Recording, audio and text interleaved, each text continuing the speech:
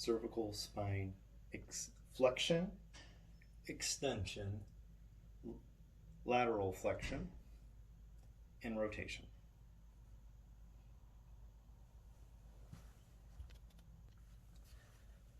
Thoracic spine flexion, extension, lateral flexion,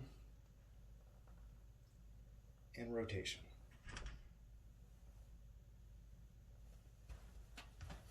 Scapula elevation, scapula depression, elevation, depression, scapula retraction, scapula protraction, retraction, protraction, scapula lateral rotation, scapula upward, downward rotation, upward rotation, downward rotation. Shoulder flexion, shoulder extension, shoulder abduction, shoulder abduction, shoulder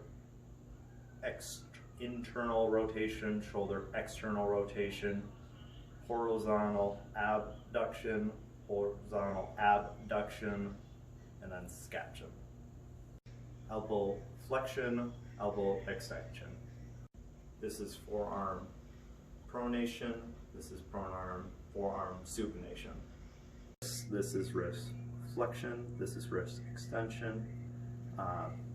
Moving your hand towards your radius is your radial deviation, moving it to your ulnar is your ulnar deviation, and then we have circumduction. For your finger movements from the neutral position like this, we're doing your MCP flexion, and then MCP extension, and then adduction, abduction, and then adduction. All right. Next we have our PIP, which are these joints right here, and it can go to flexion and extension. Moving up, we have our DIPs, which can also be flexed a little harder to see. Kind of move my hand like this, where it's flexion and then extension. Last movement for your fingers, not your thumb, is composite flexion and extension.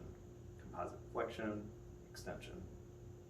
So for the thumb, we'll be doing MCP flexion and extension, which is right down here. So flexion, extension, and then PIP or IP flexion extension, which is this one right here, where it's flexion, extension, flexion, extension, flexion, extension.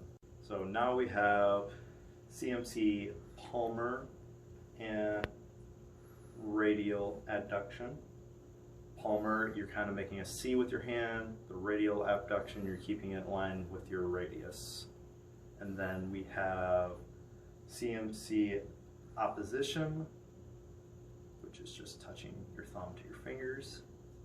And then CMC circumduction, which is just kind of wiggling around your finger.